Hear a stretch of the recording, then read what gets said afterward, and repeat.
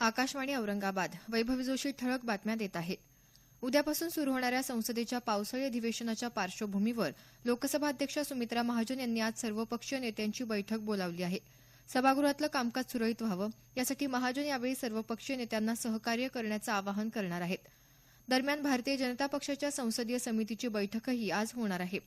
यावेळी राष्ट्रीय लोकशाही आघाडीकडून उपराष्ट्रपती पदाचा उमेदवार जाहीर करण्याची शक्यता वर्तवण्यात येत आहे. लातूर जिल्हा परिषदेच्या अंतर्गत येणाऱ्या 4,962 किलोमीटर रस्त्याच्या तात्पुरत्या आणि कायमस्वरूपी दुरुस्तीसाठी 700 कोटी रुपये निधीची मागणी मुख्यमंत्र्यांकडे करण्यात आली आहे.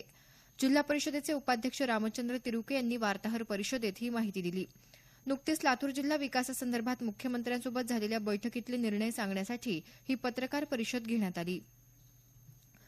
कौशल्यावर आधारित प्रशिक्षण घेऊन युवा वर्गानं आयुष्य घडवण्याचं आवाहन जालन्याचे जिल्हाधिकारी शिवाजी जोंधळे यांनी केलं आहे.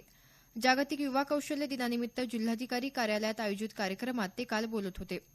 देशासह राज्यात औद्योगिक क्षेत्रात मोठ्या प्रमाणात गुंतवणूक होऊन अनेक उद्योगधंदे उभारले जात असून अशा ठिकाणी कुशल मनुष्यबळाची मागणी वाढत असल्याचं त्यांनी यावेळी नमूद केलं. राज्यातल्या महानगरपालिकेच्या नगरसेवकांच्या मासिक मानधनात वाढ करण्यात आली आहे. याबाबतचा शासन निर्णय काल जारी करण्यात आला. शिवसेनेचा समृद्धी महामार्गाला विरोध नाही, परंतु शेतकऱ्यांवर अन्याय होता कामा नये या भूमिकेवर ठाम असल्याचं शिवसेना पक्षप्रमुख उद्धव ठाकरे यांनी म्हटलं आहे. ते काल मुंबईत वार्ताहर परिषदेत बोलत होते.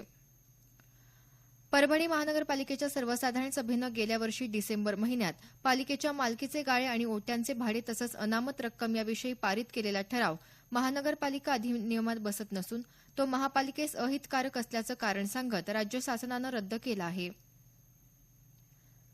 संक्षिप्त बातमीपत्र संपलं. आमचे यानंतरचं बातमीपत्र दुपारी 1 वाजता.